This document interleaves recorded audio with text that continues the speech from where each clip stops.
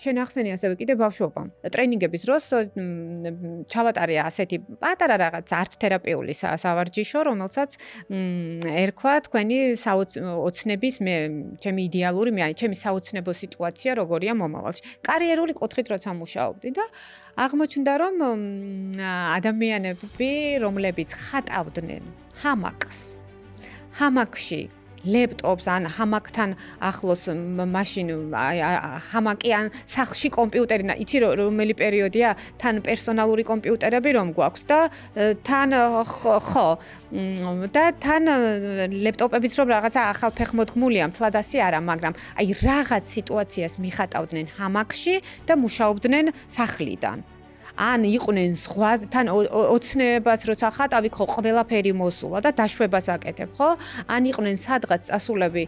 დასასვენებლად და იქედან აი რაღაცნაირად აი ასე არქმევდნენ რომ რავი რამე ისეთი რომ იქედანაც გავაკეთო საქმე მაშინ რა თქმა უნდა ეს წარმოუდგენელი იყო რომ აი ეგეთე სადღაც წამოწვე და